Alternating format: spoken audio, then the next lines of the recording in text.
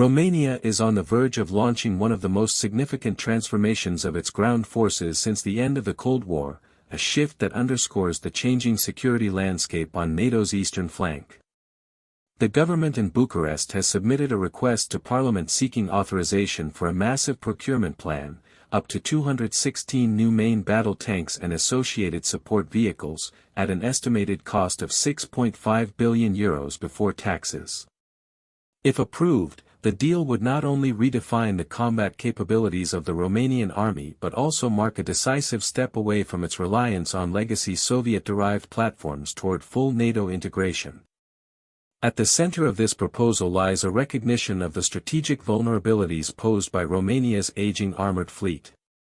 The TR-85 M1 Bizonul, a heavily modernized version of the Soviet T-55, remains the backbone of the country's armored units. Despite upgrades in fire control, optics, and modest improvements to armor protection, the Bizonul is constrained by its 100mm rifled gun, its analog-era ergonomics, and the inherent design limitations of a tank first conceived in the early years of the Cold War. Weighing around 50 tons and designed with a 4-person crew, the Bizonul struggles to accommodate the active protection systems, digital battle management tools, and heavier armor packages now standard in Western fleets. Its shortcomings are especially acute in an environment where modern anti-tank guided missiles, drones, and precision munitions dominate the battlefield. The proposed modernization plan reflects Romania's effort to align itself more closely with NATO operational and logistical frameworks. The candidates under consideration, America's M1A2 CPV-3 Abrams, Germany's Leopard 2A8, and South Korea's K2 Black Panther, all represent state-of-the-art platforms with clear advantages, but also distinct trade-offs.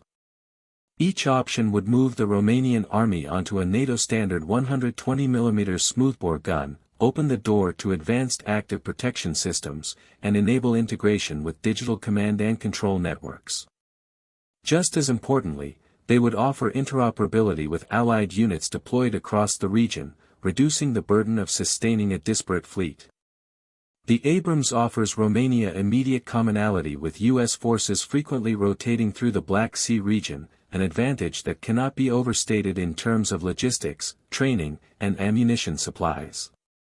The M1A2 CPV-3 comes equipped with a 120mm M256 smoothbore gun capable of firing advanced kinetic energy rounds and programmable ammunition. Its third-generation thermal imaging systems, upgraded electronics, and the option to install the Israeli-developed Trophy active protection system make it one of the most battle-proven tanks in service today.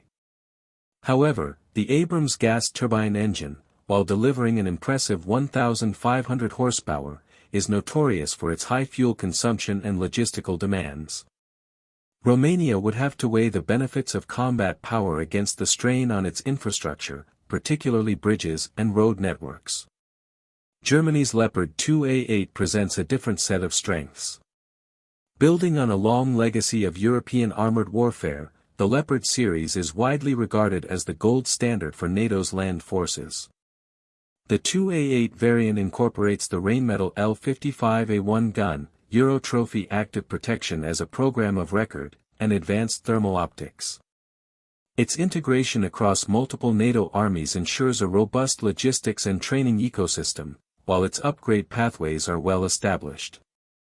For Romania, this could mean easier long-term sustainment and the possibility of localized industrial participation, as Berlin has signaled openness to assembly or depot-level work within partner nations.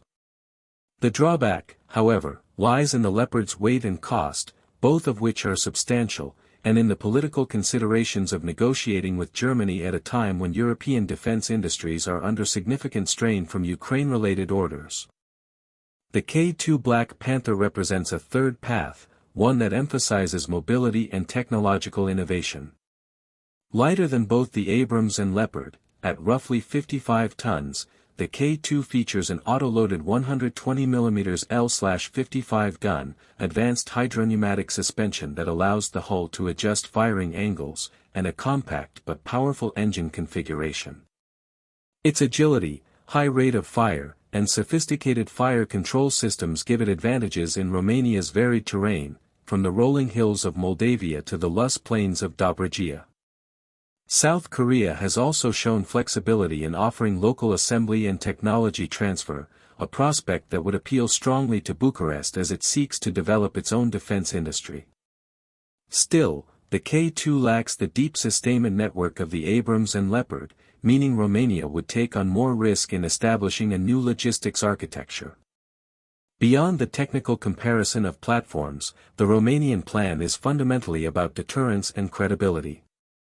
Russia's war against Ukraine has radically shifted perceptions of security in Eastern Europe. For Romania, positioned along the Black Sea and sharing borders with both Ukraine and Moldova, the threat environment is more acute than at any time since the Cold War. Investing in modern armor sends a clear signal not only to adversaries but also to allies, that Romania is serious about fielding forces capable of operating alongside NATO heavy brigades in high-intensity conflict. The acquisition is as much about political messaging and alliance cohesion as it is about battlefield performance. Parliamentary approval will be a crucial hurdle, as the financial outlay is enormous and comes at a time when Romania faces competing domestic priorities. Lawmakers are expected to scrutinize not only the headline figures but also the broader package of enablers that will be required. Tanks do not operate in isolation, they need bridge-laying vehicles, armored recovery vehicles, engineering assets, and logistics trains to function effectively in combat. Delivery schedules, local industry participation, and the sustainability of the chosen platform will likely dominate the debate. Domestic assembly of components or full vehicles could play a significant role in swaying parliamentary opinion, as it offers both economic benefits and a measure of sovereignty over sustainment. Another consideration will be the pace of delivery. With the war in Ukraine continuing and European defense industries under unprecedented demand, timelines are a critical factor. Germany's Leopard 2A8 is facing a backlog of orders, while American Abrams production lines are stretched to meet commitments to Poland and Taiwan. South Korea, however, has demonstrated an ability to deliver relatively quickly, as evidenced by its deals with Poland. Romania's urgency may therefore weigh heavily in favor of the K2 if immediate availability becomes a decisive criterion. Regardless of which platform Romania selects, the decision marks a turning point in its military posture. The shift from Soviet-derived armor to modern Western tanks symbolizes a broader strategic reorientation. It acknowledges that deterrence on NATO's eastern flank requires not only manpower and will but also cutting-edge technology and integrated logistics. By moving decisively toward NATO-standard equipment, Romania positions itself as a more credible partner, capable of contributing meaningfully to alliance operations rather than merely hosting them. The broader implications for regional security are equally significant. A modern Romanian armored force would strengthen NATO's deterrence posture in the Black Sea region, a theater increasingly contested by Russia through both conventional and hybrid means. It would also complement ongoing investments by Poland, which is acquiring hundreds of Abrams and K2 tanks, creating the potential for a more unified and interoperable heavy force presence across Eastern Europe. For Moscow, this development would underscore the futility of attempting to exploit perceived weaknesses on NATO's southeastern frontier. Ultimately, Romania's €6.5 billion tank procurement plan is more than just an equipment upgrade, it is a statement of intent. It reflects the urgency of adapting to a new era of warfare defined by high-intensity mechanized conflict, where survivability, firepower, and digital connectivity are decisive.